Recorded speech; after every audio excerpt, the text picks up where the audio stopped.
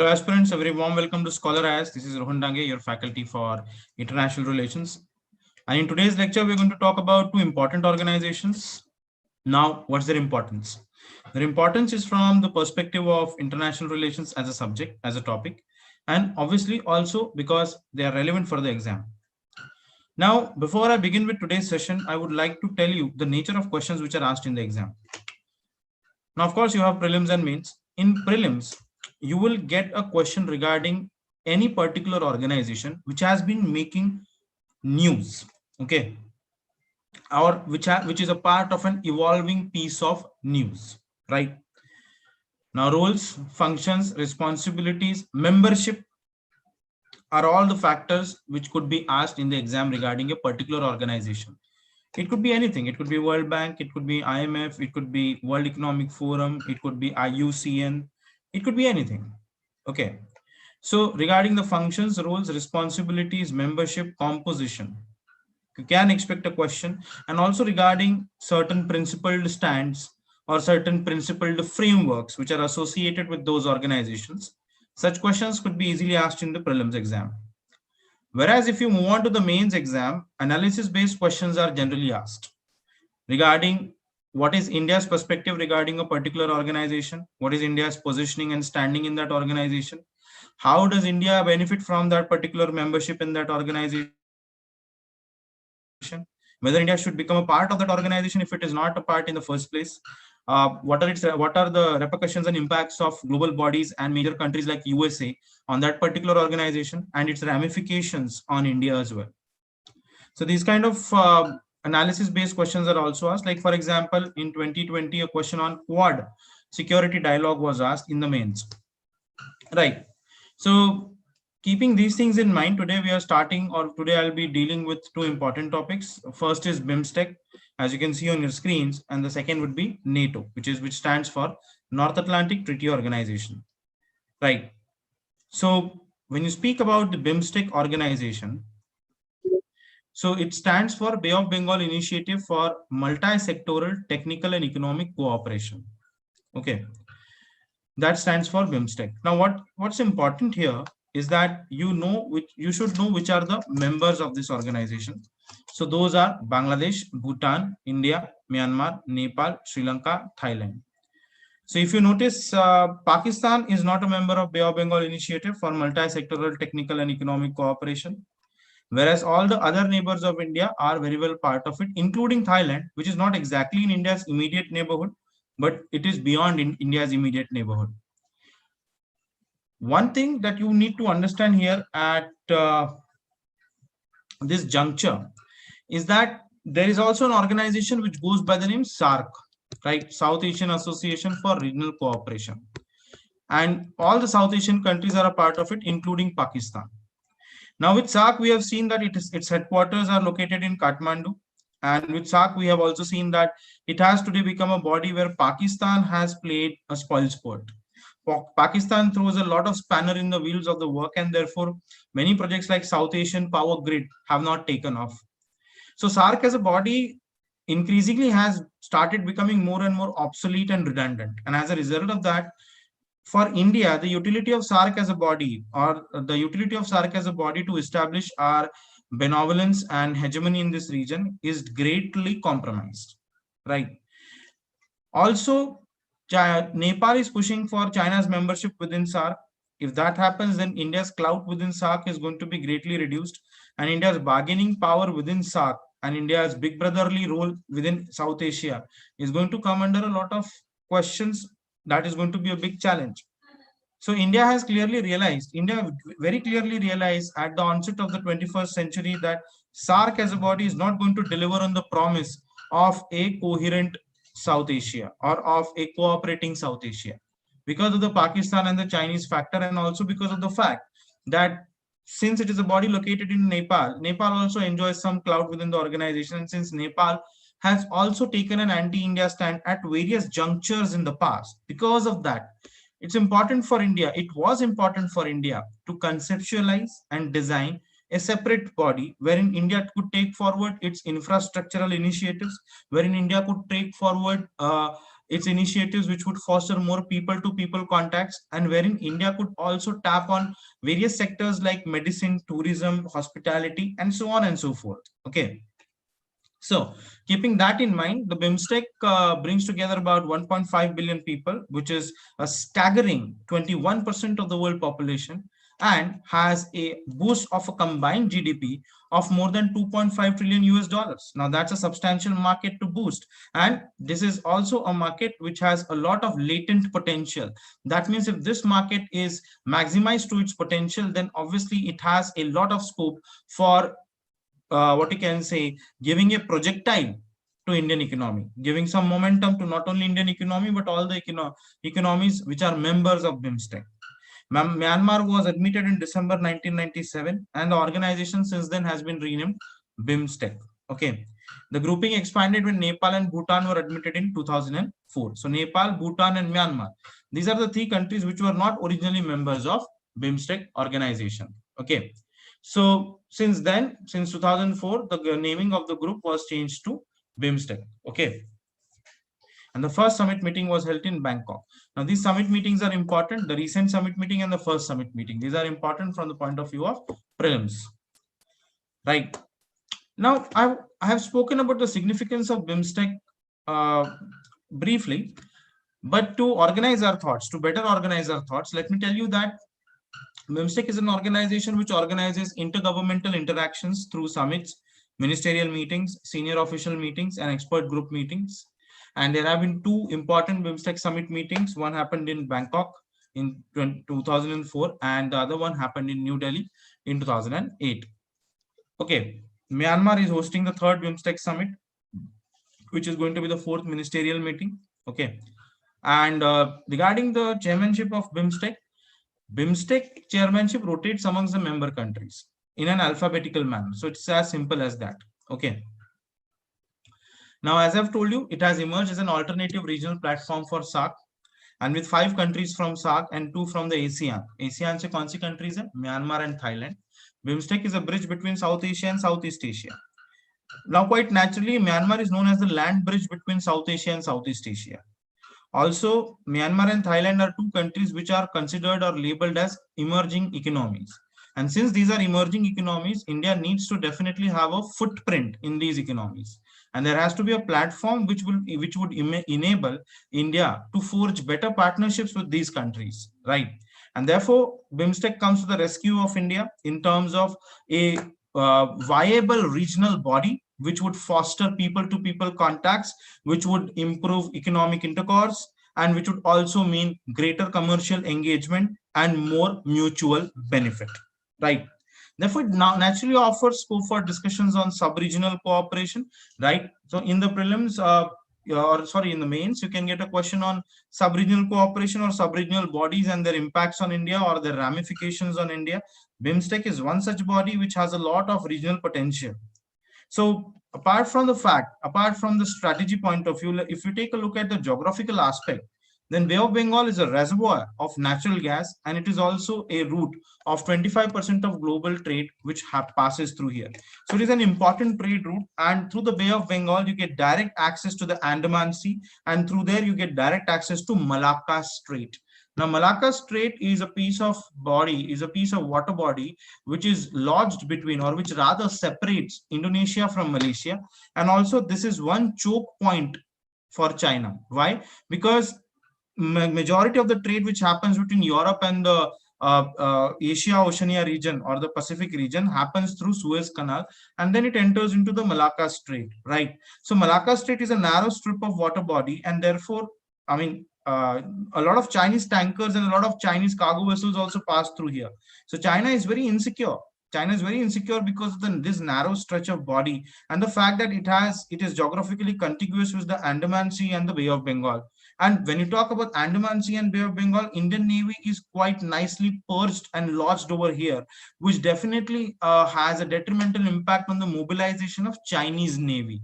So what you understand from this is that China feels insecure as long as India has a naval footprint and a maritime footprint in the Asia Oceania region or the South Asian region, for which sea is also very important, or the dominance on sea is also very important. And from that perspective, BIMSTEC becomes even more important. So not just the fact that Myanmar is a land bridge between South Asia and Southeast Asia, but also the fact that it has its coast on Bay of Bengal makes it even more challenging for China and makes it even more important for India, right?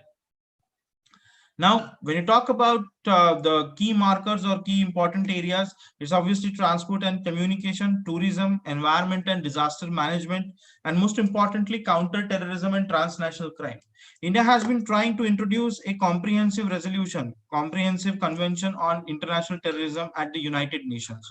But unfortunately, because of various vested agencies, including India, including China and Pakistan, India has been unable to push forward an anti-terrorist agenda in the forum of United Nations. But within BIMSTEC, India has definitely successfully forwarded this agenda. So this might be the first step towards making or towards forming an international resolution or an international consensus on tackling terrorism, right? And once that happens, then Pakistan would be definitely cornered, and that would definitely mean a upper hand for India in South Asia. So as the region's largest economy, India has a lot of stake here, not just from the perspective of geography or trade, but also from the perspective of geostrategy, geoeconomics, and geopolitics. So BIMSTEC connects not only South and Southeast Asia, but also the ecologies of Great Himalayas and the Bay of Bengal, right? So the Indo-Himalayan suture zone, which is also very important zone regarding, as regards the endemism of the species which is found there, as regards the indigenous species which are found there, and as regards the vast flora and fauna which is there, right? And because of that, it is one of the ecological hotspots of the world, which makes it even more important, right? The jungles of Bhutan, Myanmar, and the northeastern part of India, and the rolling hills of the northeastern part of India, and the Himalayan range, which stretches into the Arakan province of Myanmar, which is also home to the Rakhine region of Myanmar, makes it a geographically contiguous area, which is basically nothing but one single frontier. And that frontier, my dear friends, is called as the Great or the Trans-Himalayan Range, right? So for India, it is a natural platform to fulfill our key foreign policy priorities of neighborhood first and act east. In fact, our current political regime has shifted its stance from look east to act east. And when it comes to act east, you need to build bridges. You need to have trust, mutual trust, and you need to have common platforms wherein you can engage with these economies, right? So for New Delhi, that is India, one key reason for engagement is the vast potential that is unlocked with stronger connectivity. So naturally, connectivity is one such area where India is focusing upon. And when you talk about Bay of Bengal, the adjacent states are Andhra Pradesh, Odisha, Tamil Nadu, and West Bengal, which have a sizable population. In fact, about 45 million people who live in the landlocked northeastern states will have the opportunity to connect via the Bay of Bengal. So that might also lead to the development of the northeastern region, right? So Bangladesh, Myanmar, and Thailand, in fact, are the countries which can make or break our ambitions for northeastern part of our country, right? So as I told you, Bay of Bengal is also funneled to the Malacca Straits and has emerged a key theater for increasingly assertive China in maintaining its access route to the Indian Ocean, right? So as China mounts assertive activities in the Bay of Bengal region with increased submarine movement and ship visits in the Indian Ocean, it is in India's interest to consolidate its internal engagement with the BIMSTEC countries, because then if the navies of these countries get together, then they can pose a serious challenge to China's maritime belligerence in the Bay of Bengal. And therefore, China's policy of denial in Indian Ocean can be easily challenged and thwarted, right? Also, a trilateral highway is proposed between India, Myanmar, and Thailand, which is also in its completion stages now. It goes from the More district in Manipur and goes all the way to Thailand, right? So this trilateral highway is a part of India's look east and act east policy, and definitely is going to foster a lot of movement of goods, trades, peoples, and services in a free manner, which would make it almost like a free trade area. Although officially it is not going to be a free trade area, but it is going to feel like one, right? So it is going to bring people closer to each other, right? And with the India-Pakistan bickering coming in the way of smooth functioning of SARC, groupings such as BIMSTEC can take forward the concept of regional cooperation, as I had told you in the initial part of the lecture. Then you have BIMSTEC Transport Infrastructure and Logistics Study, which was conducted by Asian Development Bank, right? So quite naturally, even the international financial institutions have BIMSTEC on their radar. Under the counter-terrorism and transnational crime, India leads the legal and the law enforcement issues. So India is building up a legal framework to deal with issues like like terrorism and insurgency and Naxalism. And India is also establishing BIMSTEC Weather and Climate Center at the National Weather Forecasting Center at Noida. The Department of Ayush, in association with the Ministry of External Affairs, has hosted 2 workshops on intellectual property issues and regulatory issues in traditional medicines regarding benefit sharing, regarding the sharing of knowledge, transfer of knowledge, and also keeping in mind that India is the pharmacy capital of the world, and therefore India should take a lead when it comes to also enriching and enhancing its scope and range when it comes to traditional medicine undergraduate, postgraduate, and doctorate programs. Now let's move on to another important body, which is NATO. So the North Atlantic Treaty Organization was formulated as an intergovernmental military alliance between 30 European and North American countries. And the organization implements the NATO treaty, which was signed in April 1949. So NATO is a military alliance, and NATO is basically a child or a derivative of World War II. Right. So NATO can be seen very active during the Cold War era or the post-UN era, because UN was formed, which is United Nations, was formed in 1945 after the World War II had ended. So NATO constitutes a system of collective defense whereby its independent member states agreed to mutual defense in response to an attack by an external party. So when you talk about collective defense, which is the grouping of nations we're talking about European nations. And quite naturally, NATO's headquarters are located in Haarlem, Brussels, Belgium, while the headquarters of the Allied Command Operations is near Mons, again in Belgium. So NATO has 30 members right now, and at its inception, there were 12 founding members of the alliance, which is Belgium, Canada, Denmark, France, Iceland, Italy, Luxembourg, Netherlands, Norway, Portugal, United Kingdom, and the United States. Of course, there were other new entrants also. In 1952, Greece and Turkey had also entered the organization, with Germany joining in 1955, and then Spain following it up in 1982. Later in 1999, Czech Republic, Hungary, and Poland joined, whereas Bulgaria, Estonia, Latvia, Lithuania, Romania, Slovakia, and Slovenia joined in 2004. Albania and Croatia joined in 2009, whereas Montenegro joined in 2017. And the latest entrant to the organization is North Macedonia, which joined just last year in 2020. Now, when you talk about the activities and achievements, following the end of the Cold War, the first operations, that is Anchor Guard, in 1990 and the Ace Guard in 1991 were prompted by the Iraqi invasion of Kuwait.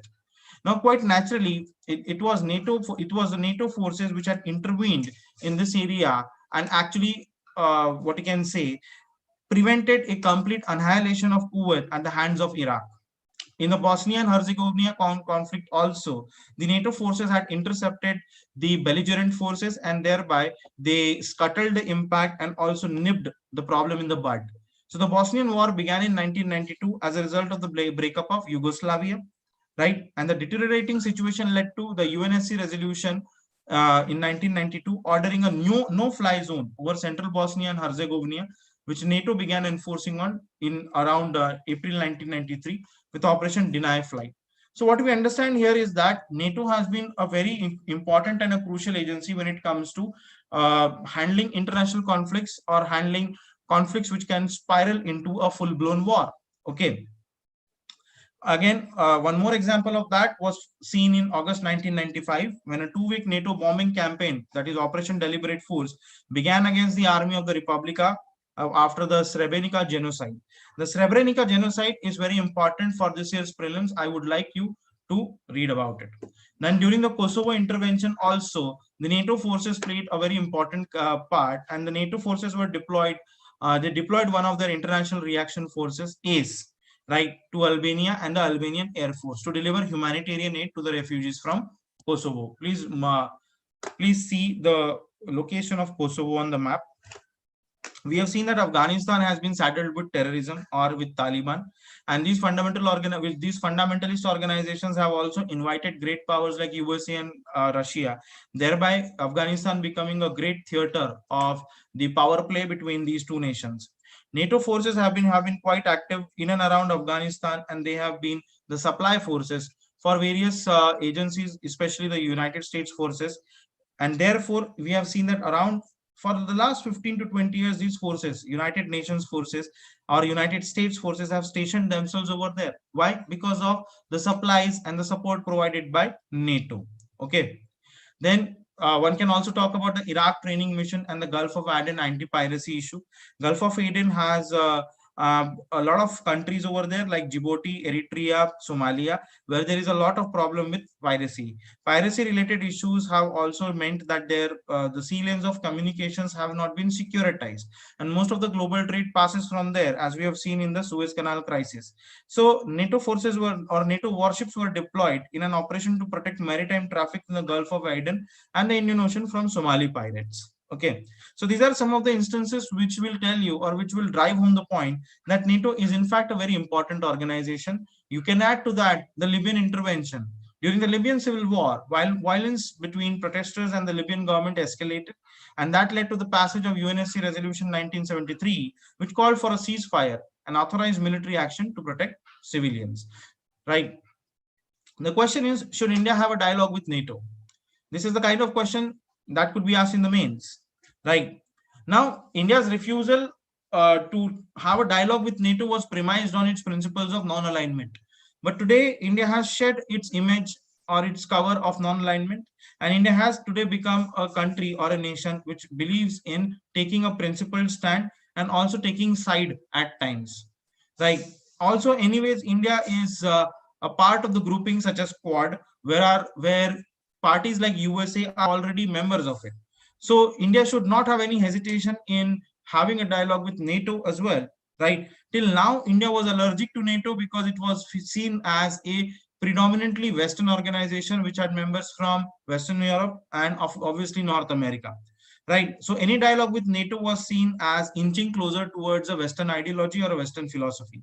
But today, since we are already a part of the Quad grouping, and since our priorities and our challenges have now shifted towards China, it is important that India starts having a deliberate and a very productive dialogue with NATO. India will have, or India has, military exchanges with many members of NATO already, including US, Britain, and France, right? And India has, anyways, military exercises with two countries. In spite of Pakistan and China being India's enemy countries, India does engage in a lot of bilateral military exercises. So why not NATO?